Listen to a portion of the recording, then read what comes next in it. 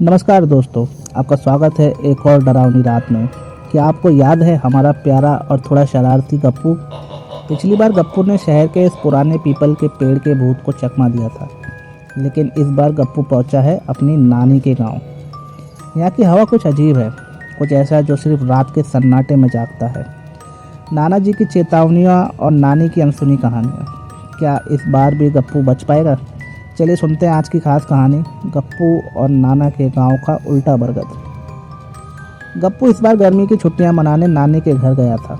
गांव के किनारे एक बहुत ही अजीब पेड़ था, सब उसे उल्टा बरगद कहते थे। उसकी टहनी आसमान की तरफ नहीं बल्कि ज़मीन की तरफ मुड़ी हुई थी और उसकी जड़ें हवा में ऐसे लटकती थीं जैसे कोई उल्टा खड़ा होकर अपने हाथ हिला रहा हो। नाना जी जब शाम को खेतों से लौटते तो हमेशा अपना रास्ता बदल लेते। उन्होंने गप्पू को सख्त हिदायत दी थी, गप्पू बेटा उस पेड़ के पास मत जाना, वहाँ रात को पुरानी रूहें जागती हैं। नानी भी उसे डराती थी, बेटा वो पेड़ नहीं एक छलावा है जो अपनी आवाज़ बदलकर बच्चों को बुलाता है।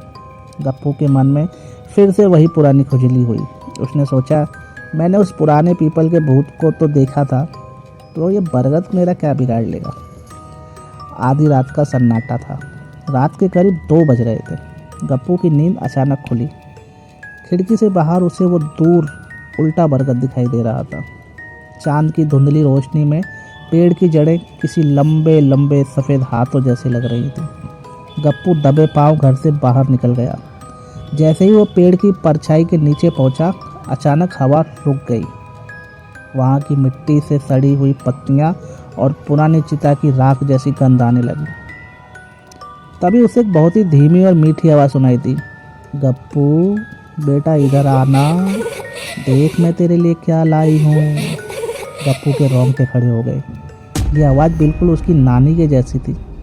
गप्पू ने ऊपर देखा, बरगद की एक हवा में लटकी जड़ पर एक सफ़ेद साया बैठा था। गप्पू ने डरते हुए पूछा, नानी आप यहाँ क्या कर रही हो? वो साया धीरे से नीचे उतरा। जैसे ही वो साया चांद की रोशनी में आया, गप्पू की चीख गले में ही फंस गई।